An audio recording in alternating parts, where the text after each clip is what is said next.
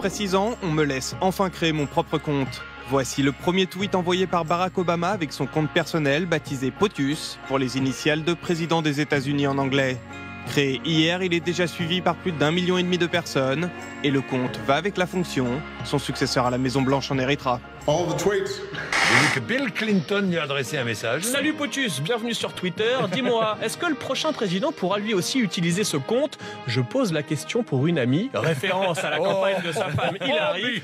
Réponse de Barack Obama. Très bonne question mon cher Bill. La réponse est oui. Et si tu es intéressé, tu pourras aussi reprendre le compte officiel de la première dame. La relaxe pour les 2 policiers poursuivis pour non-assistance à personne en danger après la mort de Bouna et Zied en 2005. Nous parlerons aussi très certainement de ce tweet de Marion Maréchal Le Pen concernant ce jugement. Ce verdict prouve que la racaille avait bien mis la banlieue à feu et à sang par plaisir et non à cause d'une bavure policière. Je ne comprends pas que les policiers qui pendant 10 ans ont souffert avec leur famille d'avoir été dans la situation où ils ont été ne soient pas plus soutenus qu'ils ne le sont.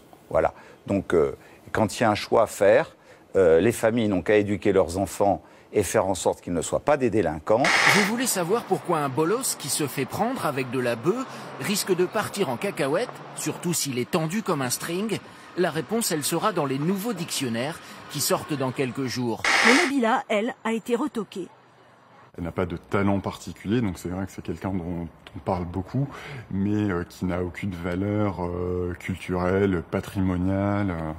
Donc on choisit de ne pas faire entrer ce type de personnage. Il a failli avoir un drame. Oui. Voilà, Novak Djokovic est plus doué avec une raquette qu'avec une bouteille de champagne.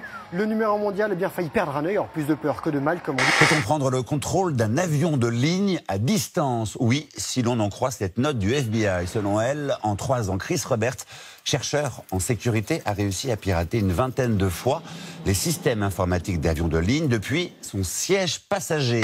Encore un accident à Indianapolis, le 4e depuis le début des essais avant la célèbre course des 500 miles dimanche prochain. Cette fois, c'est le